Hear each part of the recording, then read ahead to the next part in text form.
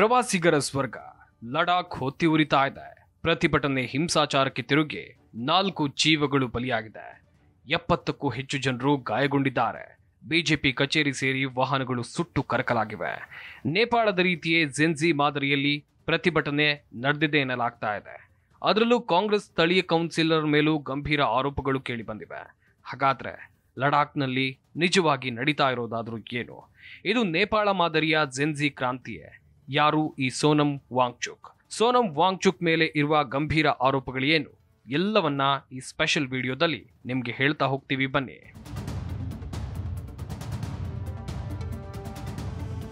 ಬಾಲಿವುಡ್ನ 3 idiots cinema ನೋಡಿದವರಿಗೆ ಪುನ್ಸುಕ್ ವಾಂಗ್ಡು ಎಂಬ ಪಾತ್ರ ನೆನಪಿಗೆ ಬರಬಹುದು. ಮೇಧಾವಿ, ತನ್ನ ವೈಜ್ಞಾನಿಕ ಆವಿಷ್ಕಾರಗಳಿಂದ ಪ್ರಾಧ್ಯಾಪಕರನ್ನೇ ಬೆರಗುಗೊಳಿಸಿದ ವಿದ್ಯಾರ್ಥಿ. ವಿಜ್ಞಾನಿ ಪಾತ್ರದಲ್ಲಿ ಅಮೀರ್ ಖಾನ್ ನಟಿಸಿದ್ರು. ಈ ಚಿತ್ರ ಬಿಡುಗಡೆಗೊಂಡು 16 ವರ್ಷಗಳ ನಂತರ ನಿಜ ಜೀವನದ ಆ ಚತುರ ವಿಜ್ಞಾನಿ ಸುದ್ದಿಯಲ್ಲಿದ್ದಾರೆ. ಲಡಾಖ್ನ ಜನರಿಗಾಗಿ ಹೋರಾಡ್ತಾ ಇರೋ ಸೋನಂ ವಾಂಗ್ಚುಕ್ 2009ರಲ್ಲಿ ತೆರೆಕಂಡ ಈ 3 ಇಡಿಯಟ್ಸ್ ಚಿತ್ರಕ್ಕಾಗಿ ಅಮೀರ್ ಖಾನ್ಗೆ ಸ್ಫೂರ್ತಿಯಾದವರು. ಸದ್ಯ ಲಡಾಖ್ನ ಜನರು ತಮ್ಮ ಬೇಡಿಕೆಗಾಗಿ ನಡೆಸ್ತಾ ಇರುವಂತ ಪ್ರತಿಭಟನೆಯ ಹಿಂದಿನ ಪ್ರೇರಣೆಯು ಇದೇ ವಾಂಗ್ಚುಕ್ ಇದ್ದಾರೆ. ಈ ಪ್ರತಿಭಟನೆ ಹಿಂಸಾಚಾರಕ್ಕೆ ತಿರುಗಿದ ಪರಿಣಾಮ ಈವರೆಗೂ 4 ಜನ ಪ್ರಾಣವನ್ನೇ ಕಳ್ಕೊಂಡಿದ್ದಾರೆ. ಹಿಂಸಾಚಾರಕ್ಕೆ ಪ್ರೇರಣೆ ನೀಡಿದ್ದಾರೆ ಅಂತ ವಾಂಗ್ಚುಕ್ ವಿರುದ್ಧ ಆರೋಪ ಮಾಡಿರೋ ಕೇಂದ್ರ ಸರ್ಕಾರ ಅವರನ್ನ ಬಂಧಿಸಿದೆ. ಇನ್ನು ಮ್ಯಾಗ್ನೆಸೆ ಪ್ರಶಸ್ತಿ ಪುರಸ್ಕೃತ ವಾಂಗ್ಚುಕ್ ಅವರಿಗೆ ಸೇರಿದ ಸಂಸ್ಥೆಗಳಿಗೆ ವಿದೇಶದಿಂದ ಅಕ್ರಮವಾಗಿ ಹಣ ಹರಿದು ಬಂದಿದೆ ಅಂತ ಆರೋಪಿಸಿ ಸಿಬಿಐ ತನಿಖೆ ಆರಂಭ ಆಗಿದೆ. ಇವೆಲ್ಲವನ್ನ ನಿರಾಕರಿಸಿರುವ ವಾಂಗ್ಚುಕ್ ಸಾರ್ವಜನಿಕ ಸುರಕ್ಷತಾ ಕಾಯ್ದೆ ಅಡಿ ತನ್ನ ಬಂಧನವಾಗಿದೆ ಅಂತ ಹೇಳಿದ್ದಾರೆ. ಲಡಾಖ್ನಲ್ಲಿ ಅಕ್ಷರಶಃ ಪ್ರಕ್ಷುಬ್ಧ ವಾತಾವರಣ ನಿರ್ಮಾಣವಾಗಿದೆ. ಅದಕ್ಕೆ ಕಾರಣ ಅಲ್ಲಿ ಕೆಲವಾರು ದಿನಗಳಿಂದ ನಡೀತಾ ಇರುವಂತಹ ಪ್ರತಿಭಟನೆಗಳು. ಈ ಎಲ್ಲ ಪ್ರತಿಭಟನಾಕಾರರ ಮೂಲ ಬೇಡಿಕೆ ಅಂದ್ರೆ ಪ್ರಸ್ತುತ ಕೇಂದ್ರಾಡಳಿತ ಪ್ರದೇಶ ಆಗಿರೋ ಲಡಾಖ್ಗೆ ರಾಜ್ಯದ ಸ್ಥಾನಮಾನವನ್ನ ನೀಡೋದು, ಆ ಪ್ರಾಂತ್ಯವನ್ನ ಸಂವಿಧಾನದ 6ನೇ ಪರಿಚ್ಛೇದಕ್ಕೆ ಸೇರಿಸೋದಾಗಿದೆ.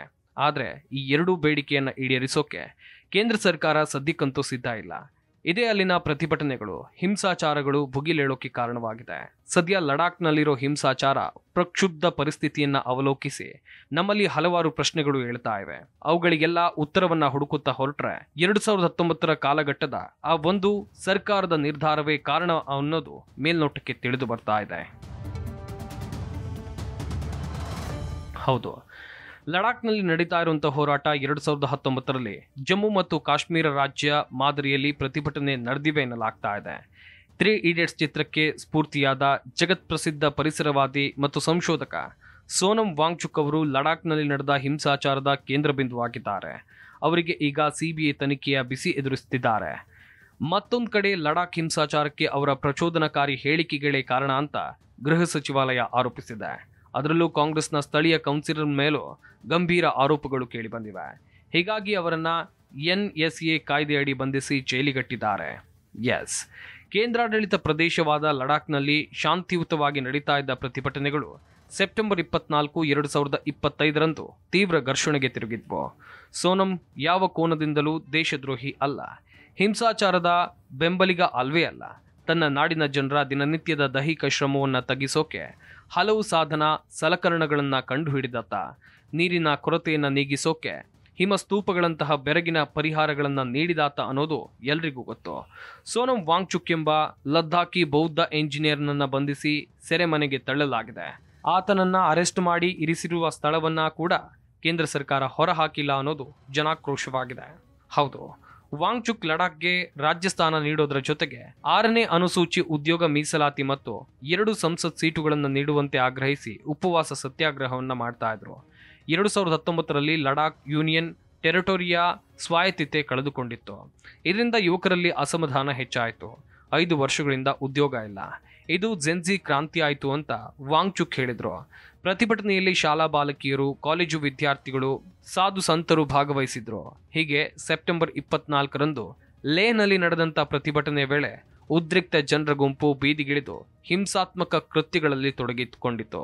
ಈ ವೇಳೆ ಬಿಜೆಪಿ ಕಚೇರಿ ಹಾಗೂ ಲಡಾಖ್ನ ಹಿಲ್ ಕೌನ್ಸಿಲ್ ಸೆಕ್ರೆಟರಿ ಕಟ್ಟಡಗಳಿಗೆ ಬೆಂಕಿ ಹಚ್ಚಲಾಯಿತು. ಅವಘಡದಲ್ಲಿ 4 ಮಂದಿ ಸಾವನ್ನಪ್ಪಿ 90ಕ್ಕೂ ಹೆಚ್ಚು ಮಂದಿ ಗಂಭೀರವಾಗಿ ಗಾಯಗೊಂಡಿದ್ರು.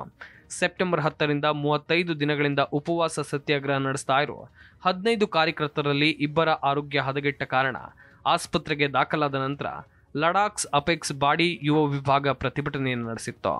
ಸಂವಿಧಾನದ 6ನೇ ಪರಿಚ್ಛೇದನಕ್ಕೆ ಲಡಾಖ್ ಅನ್ನು ಸೇರಿಸಬೇಕು, ದೀರ್ಘಕಾಲದ ಬೇಡಿಕೆಯ ಭಾಗವಾಗಿ ಈ ಪ್ರತಿಭಟನೆ ಆಗ್ತಾ ಇತ್ತು. ಪ್ರಸ್ತುತ ತ್ರಿಪುರಾ, ಮೇಘಾಲಯ, ಮಿಜೋರಾಂ ಮತ್ತು ಅಸ್ಸಾಂನಲ್ಲಿ ಬುಡಕಟ್ಟು ಜನಸಂಖ್ಯೆಗೆ ಅನ್ವಯವಾಗುವ ಈ ನಿಬಂಧನೆ ವಿಶೇಷ ಆಡಳಿತಾಧಿಕಾರಿಗಳು, ಸ್ವಾಯತ್ತತಾ ಮಂಡಳಿಗಳು ಮತ್ತು ಹಣಕಾಸು ಅಧಿಕಾರವನ್ನು ನೀಡುತ್ತೆ.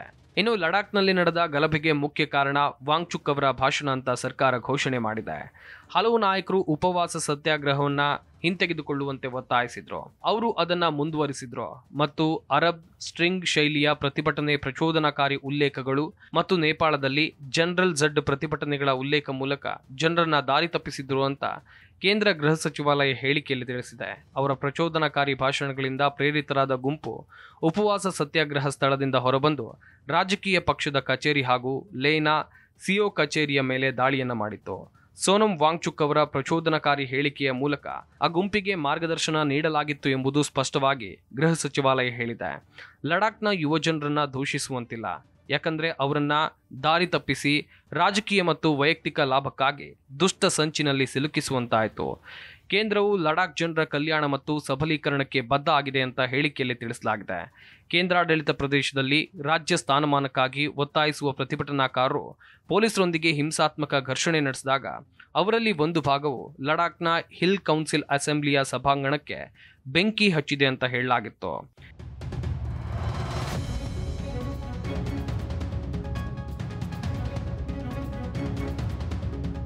ಬಿಜೆಪಿ ಈ ಹಿಂಸಾಚಾರಕ್ಕೆ ಕಾಂಗ್ರೆಸ್ ನೇರ ಕಾರಣ ಅಂತ ಆರೋಪಿಸಿದೆ. ವಿಶೇಷವಾಗಿ ಪ್ರತಿಭಟನೆಯ ಸಂದರ್ಭದಲ್ಲಿ ಕಾಂಗ್ರೆಸ್ ಕೌನ್ಸಿಲರ್ ಹಿಂಸಾಚಾರವನ್ನು ಪ್ರಚೋದಿಸಿದ್ದಾರೆ ಅಂತ ಭಾರತೀಯ ಜನತಾ ಪಕ್ಷ ಆರೋಪಿಸಿತ್ತು.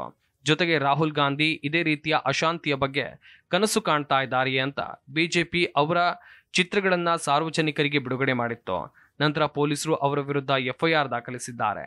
ಆದರೆ ಕಾರ್ಯಕರ್ತ ಸೋನಂ ವಾಂಗ್ಚುಕ್ ನಿರಾಕರಿಸಿ ಕಾಂಗ್ರೆಸ್ಗೆ ಇಲ್ಲಿ ಅಂತಹ ಪ್ರಭಾವ ಇಲ್ಲ ಅಂತ ಹೇಳಿದ್ದಾರೆ.